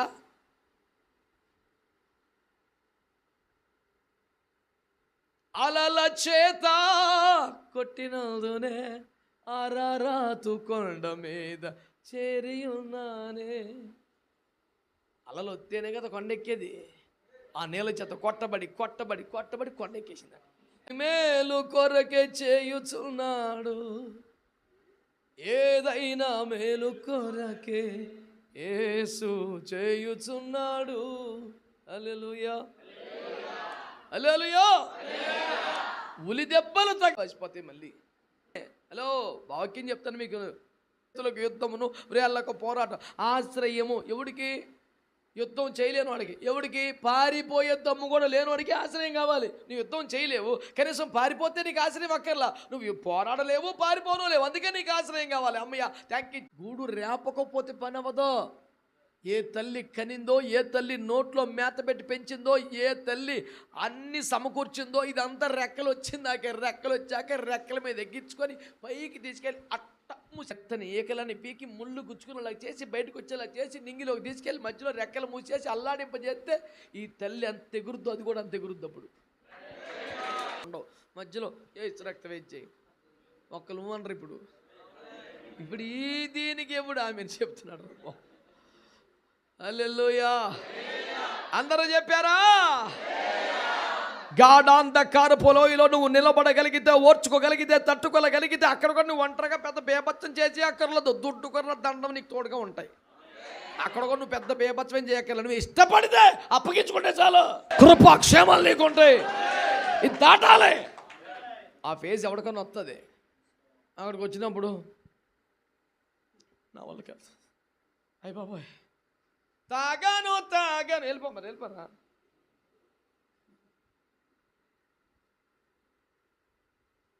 పొద్దుగోగులు నేను బుచ్చగించకుండా సందమామ చూపించి అన్నం తినిపిస్తాను విషయాన్ని పిల్లడు పెట్టాం. కానీ ఇన్నెవడు మాట్లాడు ఎలా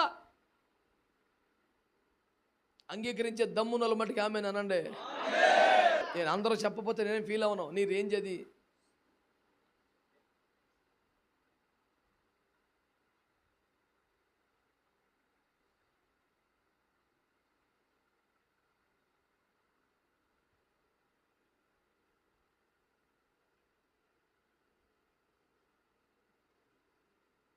పడేస్తున్నారు, వేస్ట్ అయిపోతుంది, తినండి అన్నాను. అని తుమ్ములండి, తుమ్ములు అంతా తుమ్ములే అన్నాడు. ఎముకలట. దుమ్ము దూలంటే కాలుకుంటుంది కదా, ప్లేట్లు ఎందుకు ఉంటుందని నేను. ఆడు ఎముకలు నలగా అన్నాడు. లోపల ఆ రోజు ఇంట్లో బంగాళదుంప వేసేవాడికి మెత్తగా కలుపుకొని తినేస్తున్నాడు. అడిగెందుకు చికెన్ వేసావు ఎడా బంగాళదుంప కూర పెట్టాడికి కూడా నవ్వలేడాడు.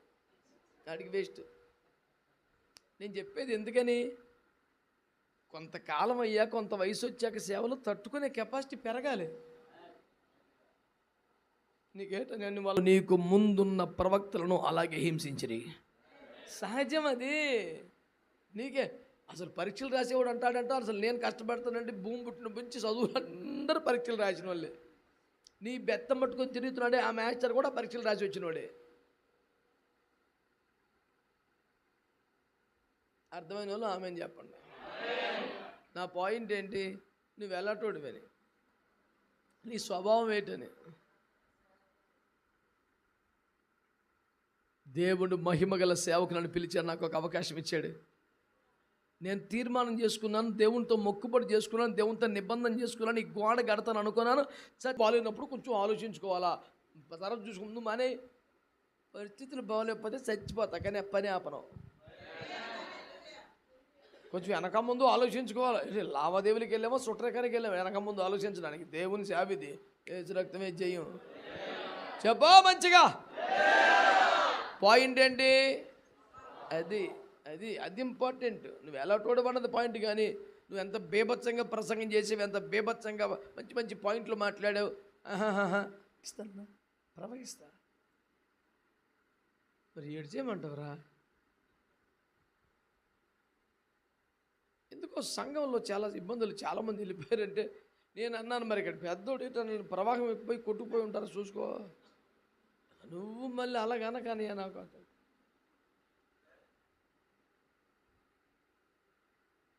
కొంతమందికి ప్రవాహం ఎక్కువ. నేను అదే చెప్పాను సువార్త పొద్దున కూడా. మన దెబ్బకు తట్టుకోలేక వెళ్ళిపోతున్నారంటే నేను చెప్పిన నేను చెప్పిన ఏమంటే సువార్త ఏంటంటే వెళ్ళిపోతారు, కరెక్టే. ఫలితం వచ్చిందా, ఫలితం పోయిందా మాట్లాడు. వాళ్ళు వెళ్ళిపోతే ఇక వెళ్ళిపోతే ఏమవుతారు, ఇంకా భ్రష్టులు అయిపోతారు, ఇంకా నాశనం అయిపోతారు, ఇంకా చల్లారిపోతారు. కొంచెం ఓపిక పడితే, కొంచెం ప్రేమ చూపితే, నీ దగ్గరే ఉంటే, ఇంకొన్నాళ్ళు ఉంటే, నీ ఏడుపు చూసో, నీ భారం చూసో ఇయ్యాలి కదా రేపన్నా మారతారేమో. నువ్వు అంత ఛాన్స్ ఇవ్వకుండా వచ్చి మొత్తం సేవగలాగా వచ్చినట్టు 6 కొట్టేస్తుంటే అలాగా. కాసేపు వాడు దేవునికి స్తోత్రం చెప్పు. హల్లెలూయా.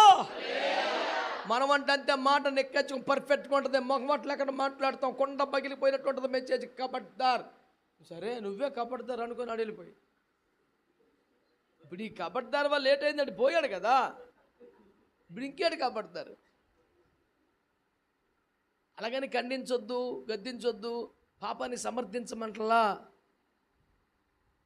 గిలినప్పుడు జోలపట్టం రావాలి, జోలపట్టం రాకపోతే గెలకూడదు.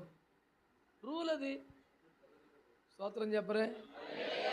నేను కనిపెట్టలేదు. గాయము రేపువాడు మరి మాన్పేవాడే రేపాలి, ఎవడు పడతాడు రేపకూడదు. స్తోత్రం చెప్పండి. గూడు రేపావంటే రెక్కల మీద మొయ్యాల, గాలిలో వదిలేసామంటే మళ్ళీ రెక్కలు సాపగలగాల, లేకపోతే గుళ్ళో వదిలే, మధ్యలో తీసుకెళ్ళి గుచ్చేకు ముళ్ళు. దేవుడికి స్తోత్రం, మీకు వందనాలు. పాచికర్లందరూ కోపం వచ్చినా సరే దేవునికి స్తోత్రం. హల్లెలూయా. కావాలంటే మా చర్చికి రండి. చూసుకో బోళ్ళు మంది ఉంటారు. నా గుండెలు కత్తుకొని దగ్గరికి తీసుకొని నన్ను ప్రేమగా ముద్దు చేస్తున్నామని చూసాయి బాబోయ్ అయ్యగారని చాలా చేసేస్తాడంటే అంతకుముందు 2 పడి ఉంటాయి, నువ్వు చూడలేదు. వీడికి అట్టే దగ్గర చేసేస్తున్నాడంట, అంతకుముందు పడ్డాయి 4 గడికి. ఆడు ఏడుపులు తుడుపులు అదంతా నువ్వు చూడలా. ఈసారి ఏడ్చిన కలిగి మొహం కడుకున్నాబా అని పంపించి మొహం కడుక్కొని పౌడర్ వేసుకొచ్చాక దగ్గర తీసుకున్నప్పుడు వచ్చావు నువ్వు. ఇప్పుడే ఎందుకు చెప్తున్నాను ఇది?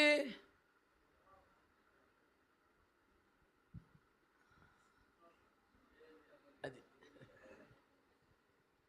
ఈ 4 సైకిళ్ళతోనే విషయం అంతా అర్థమైపోయిన భక్తులందరికీ దేవునికి స్తోత్రం. హల్లెలూయా.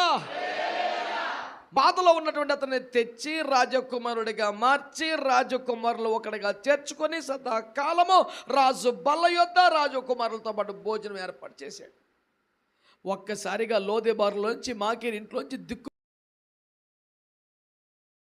రాజకుమారులు ఒకడైనట్టుగా సదాకాలము భోజనం చేసే సౌభాగ్యానికి దేవుడు మెఫీబోషెతును దావీదు ద్వారా పెంచాడు. ఇక రాజకుమారుడు ఒకడైనట్టుగా దర్జాగా సాగిపోతున్న తరుణంలో అకస్మాత్తుగా సొంత కుమారుడు అబ్షాలోము తిరుగుబాటు చేసి దావీదు రాజ్యమును పజమైచ్యుతును చేసి దావీదుని చంపడానికి అబ్షాలోము గారి తొత్తుని ఇలాగా నరికి పాడేయగలడు కానీ కొడుకే కదని జాలిపడి సర్లే కదా పెట్టుకోనిమ్మని, నా తర్వాత అయిన వాడు ఎక్కింగ్ అవ్వాలనుకోవడం ముందే ఆశపడ్డాడు. పోతే పోన్లే కొడుకుని ఏమి చంపుతాం, శత్రువును చంపుతాం, కానీ వాడికి వదిలేసి రాజ్యం వదిలేసి అడవులు పాలైపోయాడు దావీదు. నాన్నగారు భయపడ్డారో తోక ముడిచారో మనమే కింగ్ అని పిల్లగాడు స్టేజ్ ఎక్కాడు. ఎవడో చెప్పాడు, మీ నాన్న డేంజరు, పవర్ఫుల్, ఎప్పుడు బీపీ వస్తుంది, చంపేస్తా నిన్ను అన్నాడు. అమ్మా అట్టయితే నాన్న చంపేద్దామని ఈడి కత్తులేసుకుని తిరుగుతూ మొదలుపెట్టాడు. దావీదు అడవుల్లోకి పారిపోయి తలదాచుకున్నాడు. దావీదు తలుచుకుని ఎంతండి ఏమండి, బొబ్బరిస్తూ వచ్చిన సింహాన్ని అట్ట పట్టుకొని చంపేసినోడు కదా, పారిపోతే ఎలుకబండి తరిమి అడ్డవెళ్ళి పట్టుకొని చీల్చేసినోడు కదా, ఒక్క దెబ్బకు గొల్లియత్తుగా నేసేసినోడు కదా. ఏమండి ఇది పెద్ద లెక్క అండి. దావీదు వస్తున్నాడని తలుచుకుంటే సింహపు గుండె కలిగిన వారే గుండె పగిలి చచ్చిపోతారు కదా. ఈడు ఎంత లెక్క అండి, కొడుకే కదా నువ్వు తెలిసాడు. ఈడు చెలరైపోతున్నాడు. మనం అంటే ఏంటి అనుకున్నాం, నాన్న కూడా భయపడ్డాడు, మామూలు విషయం కాదు, అబ్షాలోము అంటే మజాక్ అని ఈడు అనుకుంటున్నాడు. సరే మేటట్టు పెట్టు. దావీదు అడవులు పాలైపోతే కొన్ని 100 మంది దావీదును ప్రేమించేవారు రాజ్యం అధికారం అన్ని వదిలి దావీదుతో పాటు అడవిలోకి వెళ్ళిపోయారు. వారితో పాటు ఈ మెఫీబోషెతు ఎలలా. ఎవడి మెఫీబోషెతు? ఎక్కడో లోదెబారులో అడుక్కు తినే పరిస్థితుల్లో మాకీరు చేతి నీళ్లు తాగే దుస్థితిలో నుంచి తెచ్చుకొని రాజకుమారులు ఒకనిగా మార్చుకొని, ఏదో ఒక పూట కాదా సదాకాలము రాజు బల్ల యొద్దే భోజనం. ఇలా నాన్న బతికుంటే వాడి భూములు ఏమొచ్చాయి, ఆ భూములన్నీ ఇప్పించి ఆ భూములు ఎవడు వ్యవసాయం చేసేవాడు ఆన్నే మళ్ళీ పెట్టించి ఒక రాజకుమారుడిగా హోదా కల్పిస్తే ఈడు ఎలలా. దావీదు అడవుల్లో ఉన్నాడు, అరణ్య యాత్ర అయిపోయింది, మళ్ళీ పట్టాభిషేకానికి వచ్చాడు. బయటకు వస్తుంటే ఆ ఊర్లో రోడ్డు పక్కన పుష్పగుచ్చం పట్టుకుని నిలబడ్డాడు. రాజు చిరంజీవకుని గాక, రాజా ఎల్లకాలం ఎలును గాక అని వీడు పక్కన వచ్చి మాట్లాడుతున్నాడు. రాజు తిన్నగా వచ్చాడు, దగ్గర అయిపోయాడు. ఒకే ఒక డైలాగ్, యారా నాతో పాటు రాలేదే అన్నాడు. స్తోత్రం చెప్పండి. దావీదుకు తన సైన్యానికి తన కెపాసిటీకి తన రేంజ్కి ఈడు వచ్చామని ఉపకారమా? ఇంకా భారం 2 కాళ్ళు లేనోడు దావీదుకి ఏం పనికి వస్తాడు? ఒత్తాన్ని మొయ్యాలి, ఇప్పుడు ఒత్తాన్ని ఎత్తుకోవాలి, ఇప్పుడు ఒత్తాడికి అన్నం పెట్టాలా. ఆడు వస్తే ఒకవేళ కొంచెం చూడండి రే అన్న, దావీదుకు ₹1 ప్రయోజనం లేకపోగా అదనపు భారమే.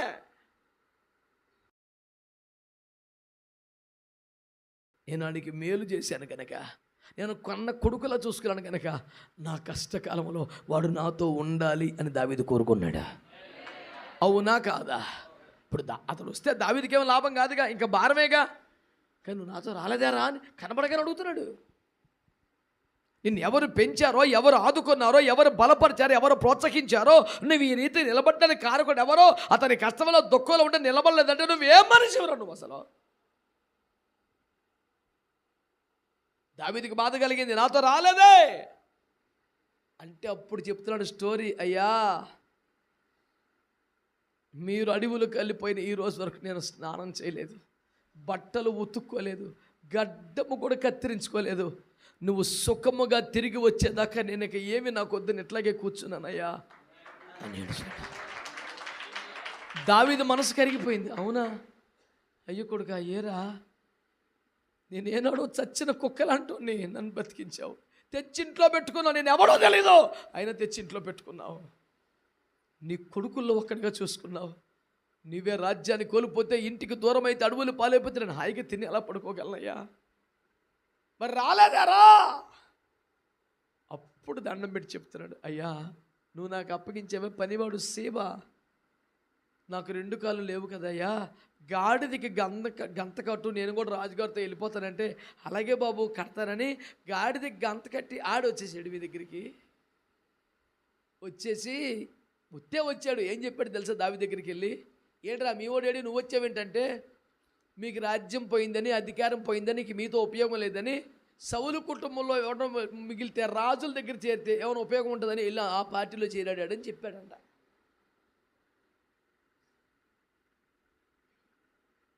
నేను అంటాను, దావీదు లేడనేది ఒక దుఃఖం, తనకన్నిటికీ ఆధారమైనటువంటి పనివాడు ఇలా చెప్పాడనేది మరొక దుఃఖం. అన్నం ముట్టుకోవట్లా, స్నానం చేయట్లా, గడ్డం కత్తిరించుకోవట్లా, బట్ట ఉతుక్కోవట్లా, పిచ్చోళ్ళకి ఏడుస్తున్నాడు. అయ్యా నేను కుంటోనిగయ్యా, 2 కాళ్ళు లేవుగయ్యా, నేను ఎట్టొస్తానయ్యా, కొంచెం గాడిది గంత కట్టమంటే కట్టి ఆడేసుకెళ్ళిపోయాడు, వెళ్ళిపోయి నేను ఆడికి అమ్ముడైపోయాను, నిన్ను నీ వెనకాల రాలేదని చెప్పాడు. అయ్యా దావీదు మనసు కరిగిపోయి దగ్గర తీసుకొని, పోన్లేరా అవన్నీ ఎందుకు లేదా అని ఎంటబెట్టుకొని తీసుకెళ్తున్నాడు. రాజు కాబట్టి, దేవుడు కాబట్టి, దేవదూతల ఆత్మను కలిగిన వాడు కాబట్టి అర్థం చేసుకున్నాడు. ఇంకెవడైనా కడుపులో కోపం పెట్టుకొని ఒక్క దెబ్బకు నరికి చంపితే దిక్కేముందండి. నేను ఇక్కడ 2 వ్యక్తులు చెబుతున్నాను. సీబా, మెఫీబోషతు మేలును మర్చిపోయినవాడు కాదు, కృతజ్ఞత కలిగిన వాడు. తన ఆత్మీయ తండ్రి, తన ఆత్మీయ నాయకుడు, తన రాజు కష్టములో ఉంటే అన్నపానములు మాని, స్నానాదులు మాని, కనీసం గడ్డం కత్తిరించుకోకుండా, బట్టలు ఉతుక్కోకుండా ఏడుస్తూ ప్రార్థనలో గడిపినవాడు. రాజు సుఖముగా వస్తే తప్పని నెంగిలి పనుని తీర్మానం చేసుకున్నవాడు. అది మెఫీబోషెత్ క్వాలిటీ, అది వాడి కృతజ్ఞత, అది వాడి మనస్సు. కానీ సేబా ఎలాంటోడు, ఒకడి బలహీనతను క్యాష్ చేసుకుని రాజు దగ్గర వీడు మంచి అవ్వటం కోసం, దావీదు దగ్గర 4 మార్కులు కొట్టడం కోసం అన్యాయంగా మెఫీబోషెతుని బలి చేశాడు. ఆడు అమ్ముడైపోయాడయ్యా, నీకు రాజ్యం పోయిందని, నీకు అధికారం పోయిందని.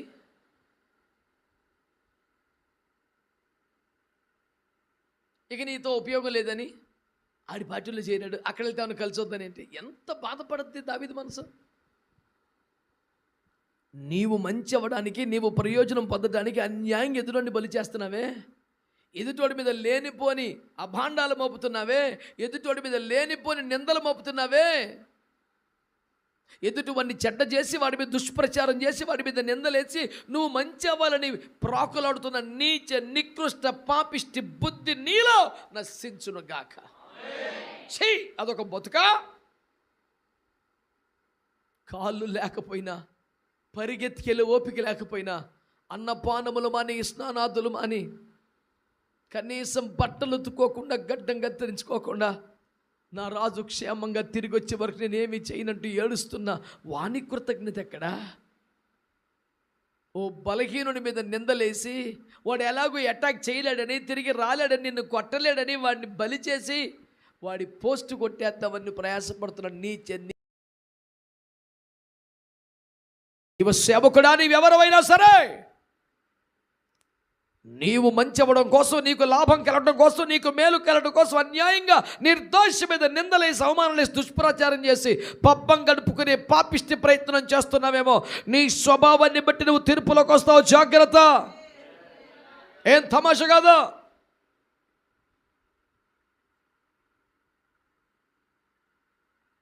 నా రాజు కష్టంలో ఉన్నాడని అన్నపానాలు మానేసి ఏడుస్తున్నాడు.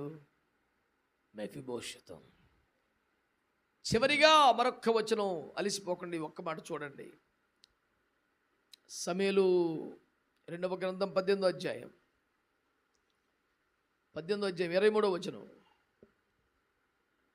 అతడు ఏమైనను సరే నేను పరిగెత్తుకొని పోవుదునెను. అందుకు యోవాబు పొమ్మని సెలవీయగా 29.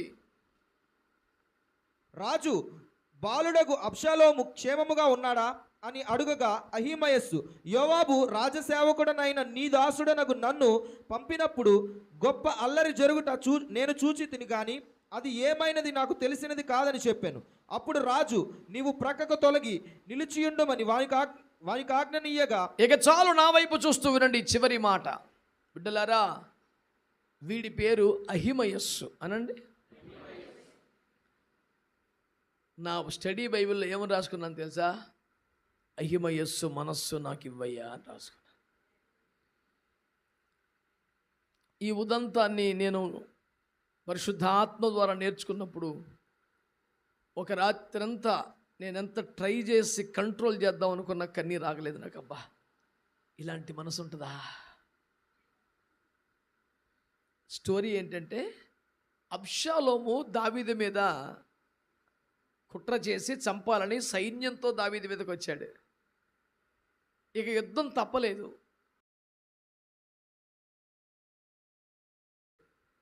అయ్యారు, మీరు ఉండండి సార్, ఎందుకు మేము చూసుకుంటాం అన్నారు దావీదుతో. దావీదు ఏంటంటే, లేదు నేను కూడా వస్తానంటాడు. నేను కూడా వస్తానంటాడు. ఎందుకని? ఈ యోవాబు గారి పద్ధతి తెలుసు, ఇలా చంపేస్తాడు అబ్షాలోము, మీరు డేంజరస్ ఫెలో అని. నేనైతే నా కొడుకును కాపాడుకుంటానని. తండ్రి ప్రేమ ఎంత గొప్ప చూసారా? తనని చంపాలని చూస్తున్నా అబ్షాలోమును బ్రతికించాలని చూస్తున్నాడు.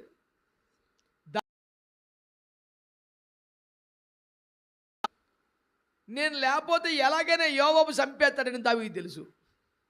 అందుకనే దావీదు, నేను వస్తాను రా అంటాడు. యోవాబు, ఉండండి సార్, మీరెందుకు, మీరు మాలాంటి 10,000 మందికి సాటి, మీరు రాదు, మీకేం మేము పొగిడేస్తున్నాడు, ఎత్తేస్తున్నాడు ఆకాశానికి. చివరికి వాళ్ళందరూ ఒకటయ్యారు, దావీదుని రానివ్వాల. చివరికి దావీదు అంటాడు, ఒరే, నన్ను బట్టి బాలుడుగా అబ్షాలోమును కాపాడండ్రా, నా ముఖం చూసి అని ఏమనకండ్రా, వీళ్ళు గ్యారెంటీ చంపేస్తారని తెలుసు. ఆడి దగ్గర సర్వ సైన్యం ఉన్న దావీదు టీం ముందు ఎవడు పెద్ద లెక్కేం కాదు, చంపి పారేస్తారు. వాళ్ళు సకల ఆయుధాలకెళ్ళిన సాయుధులైన సైనికులు, వీళ్ళు పారిపారిలో అయినా వీళ్ళు గ్యారెంటీ చంపేస్తారని దావీదు తెలుసు. ఎందుకంటే దావీదు టీం రేంజ్ అది, సీన్ లేదు అసలు, కొట్టి పారేస్తారు. అలాగే రాజా మీరునండి, వెళ్ళలేదండి. వెళ్ళి గురు చూసి బాణం వదిలి యోవాబు అబ్షాలోమును గుండెల్లో కొట్టి 3 బాణాలు చంపేశాడు. ఇది ప్రక్కనే ఉండి కల్లార చూశాడు అహిమయస్సు. వెంటనే అహిమయస్సు, అయ్యా నేను త్వరగా వెళ్ళి రాజుకి సమాచారం చెప్తాను. నర్మాయ్ అవడమా నిన్ను, ఎందుకని కూర్చో అన్నాడు. అయ్యా రాజుగారికి ఈ మాట చెప్పాలి. కూర్చో, నోరు మూసుకొని కూర్చో. ఏమన్నా శుభవార్త వీళ్ళు చెప్పాలి ఇప్పుడు, నర్మాయ్ అన్నాడు. సరే అని కూర్చున్నాడు. ఇంకోని పిలిచారే, కూసి నువ్వు వెళ్ళి చెప్పిన రాజుగారికి అన్నాడు. అదేంటిది, ఇది శుభవార్త కాదు, రాజుగారికి చెప్పక్కర్లేదు అన్నప్పుడు నన్ను నోరు మూసుకొని కూర్చోమని ఆయన పంపిస్తాడు చెప్తాడు. అది అహిమయస్ అయితే కావాలనే గుండెల్లో బాణం దింపి చంపేసాడని చెప్తాడేమోనని టెన్షన్కి, నువ్వు కూర్చో కూర్చో నార్మల్ కూర్చో, నీకైనా బహుమతి ఇస్తాడా, నీకైనా భూములు ఇస్తాడా, ఇదైనా శుభవార్త, కూర్చో నర్మస్కారే అని. మరి జీతం ఇవ్వడుగా, బహుమతి ఇవ్వడుగా, ఆడెందుకు, ఆడు మనకు అనుకూలంగా చెప్తాడు, ఆడిని పంపాడు. ఆడు వెళ్ళిపోయినా సరే అహిమయస్ అంటే అప్పటికి ఆడు వెళ్ళిపోయి చాలాసేపోయింది. సర్లే వెళ్ళు అన్నాడు. అంటే వీడు ముందే అలాగే వెళ్ళిపోతాడు, అనుకూలమైన రిపోర్టు దావీదుకి ఇచ్చేస్తాడని ఇన్ని గంట తర్వాత వదిలేడు. వీడు అడ్డమ్మడి అడిగిన ముందు వెళ్ళిపోయాడు దావీదు దగ్గరికి. ఆ గుమ్మం మీద నిలబడి ఒకడు చూస్తున్నాడు, పహారా కాసేవాడు. రాజా ఆడెవడో పిచ్చి పరుగు పరిగెత్తికి వచ్చేస్తున్నాడు అన్నాడు. ఆడు ఎలా పరిగెడతాడు అంటే ఎలా పరిగెడతాడు. అయితే ఆడు అహిమయసే, ఆడు మంచోడు, ఆడు మంచి వార్త తెస్తాడు అని దావీదు కబలు వేసుకొచ్చున్నాడు. అంటే ఆడి పరుగే ఆడి క్యారెక్టర్ అని చెప్పేస్తుంది. వాడు పరుగెడుతున్న విధానాన్ని చూసి అయితే ఆడు అహిమయసారా, ఆడు మంచివాడు అన్నాడంటే దావీదు అతని క్యారెక్టర్ చూసారా, రాగానే రాజా నమస్కారం అనగా, ఎరా బాలుడగు అబ్షాలోము ఎలాగున్నాడు అంటే అంటాడు మనోడు, నన్ను యోవాబు పంపించినప్పుడు కలర్ ఎక్కువగా ఉంది, బాబు ఎలా ఉన్నాడో చూడలేదయ్యా. ఎందుకు వచ్చారా నుంచా పక్కన నుంచా. ఆడి డౌట్ ఏంటి, నా మీద చెప్పేస్తాడు వీడు, యోవాబు చంపేశాడు, ఆ టెన్షన్ అది కదా. వీడు చెప్పలా, బతికున్నాడని చెప్పాలా, చచ్చిపోయాడని చెప్పాలి. వీడి కల్లారా చూసినా ఆడే బాణం కొట్టి చెప్పాడు ఆ ముక్కదా.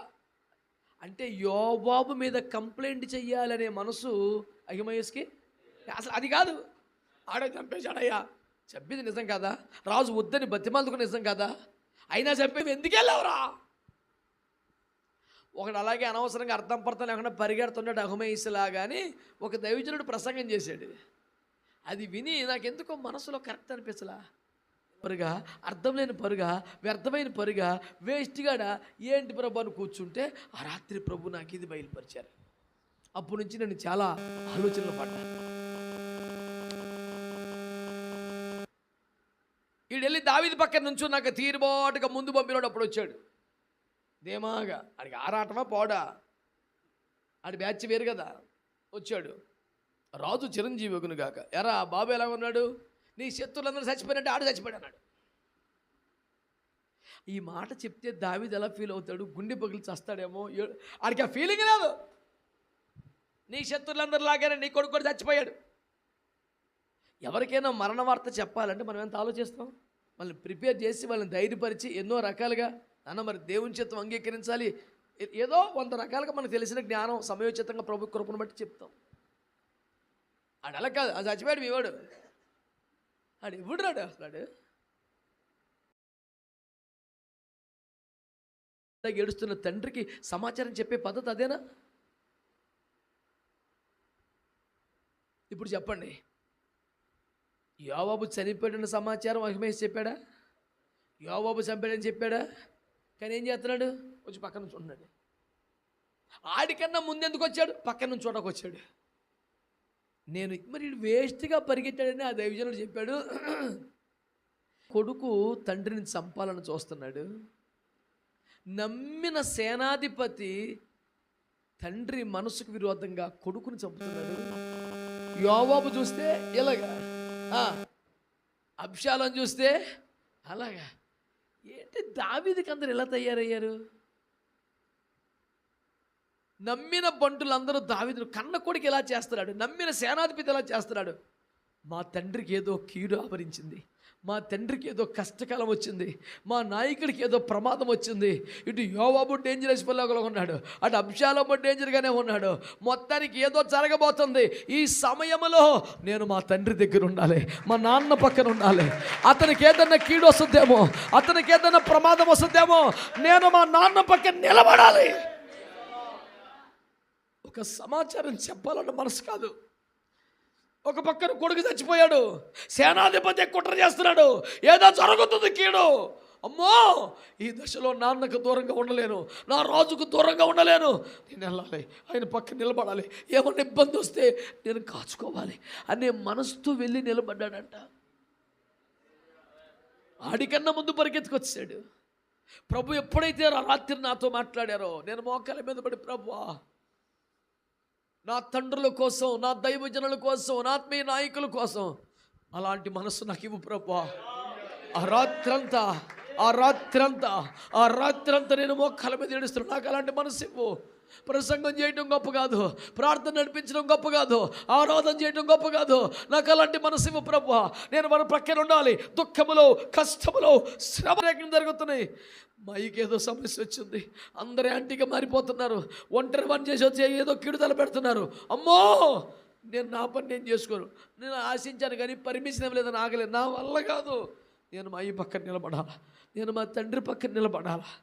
నేను చెప్పేది ఒకటే, నీ మనస్సే ముఖ్యం, నీ హృదయమే ముఖ్యం, నీ ప్రేమే ముఖ్యం, నీ స్వభావమే ముఖ్యం.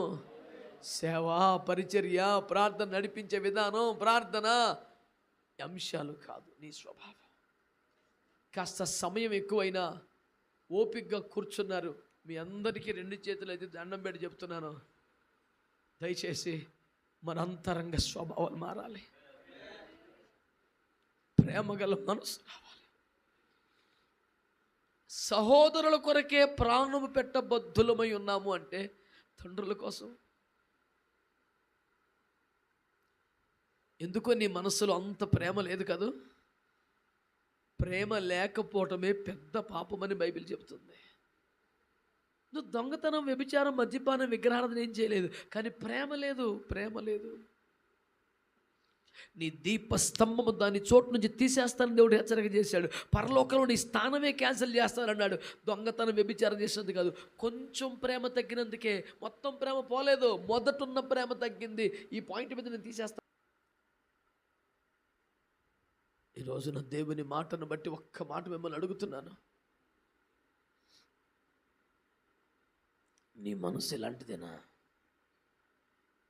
నిజంగా యేసయ్య కాళ్ళు పట్టుకొని మోకాలేదు పడి, నాకు కూడా మెఫీబోషెతు లాంటి మనసు ఇవ్వయ్యా, చచ్చిన కుక్క వంటి నన్ను చేర్చుకొని తన కొడుకుల్లో ఒక కొడుకుగా చూసుకున్నాడే, ఇద్దరిని మర్చిపోకూడదు అనే ప్రార్థన చేయగలవా? అహిమయస్సులాగి దుఃఖ సమయంలో నా తండ్రి ప్రక్కన నేను నిలబడాలి అనే తీర్మానం చేయగలవా? నెహెమ్యాలాగా ఎన్ని ఆటంకాలు వచ్చినా ఈ పని చేసి ముగించి మరణించాలి, ఒకవేళ కుదరకపోతే మధ్యలోనే చావాలి కానీ వెనక్కి మాత్రం రాకూడదు అనుకోగలవా? నా కనీస అవసరాలు తీరకపోయినా నేను ప్రార్థన ఆపకూడదు అని ఏలియాగల అనుకోగలవా? నీవు ప్రార్థించే అంశాల కన్నా నీ ప్రార్థించే మనసు ముఖ్యం, నీ స్వభావం ముఖ్యం. ప్రార్థనా పరుని స్వభావం, ఏలియా స్వభావం, నెహెమ్యా స్వభావం, మెఫీబోషెతు స్వభావం, అహిమయస్సు స్వభావం నాకు కావాలి. నా మేలు కోసం, స్వప్రయోజనం కోసం సీబా లాంటి దుష్ట హృదయం నాకు ఉండకూడదు అని మీలో ప్రతి ఒక్కరూ ప్రార్థన చేయగలరా? అలాంటి ప్రార్థనే చేయగలిగితే రండి, మోకరించండి, ప్రార్థన చేయండి. ఇది దేవుడు నీకు ఇచ్చిన అద్భుతమైన అవకాశం.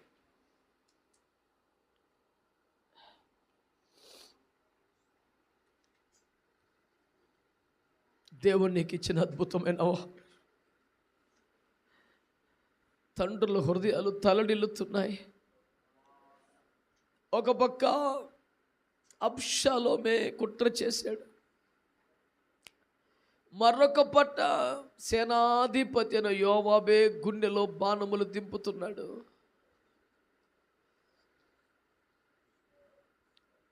దేవుని చేత అభిషేకించబడ్డ దావీదు మూలుగులిడుచు కన్నీరు పెట్టుచున్నాడు. అభిషక్తుల దుఃఖానికి కన్నీటికి కారణం నువ్వేనా? అభిషక్తుల మీద నిందలు మోపుతున్న అపవాదివి నీవేనా? ఇంత నిశ్శబ్దంగా ఎలా ఉండగలుగుతున్నారు నాకు అర్థం కాలా. నీ హృదయం రోధించవలసిన సమయం కాదా? నీ హృదయం రోధించవలసిన సమయం కాదా? నీ హృదయం రోధించవలసిన సమయం కాదా? ఇంతకన్నా పెద్దగా ప్రార్థన చేయలేవా? నీ కళ్ళ ముందు ఒక సేవ కనబడుతున్నాడు, నువ్వు అలాంటివాడివా? నీ కళ్ళ ముందు ఏలియా ఉన్నాడు, నీ కళ్ళ ముందు అహిమయస్సు ఉన్నాడు. కొంచెం నోరు తెరవగలవా?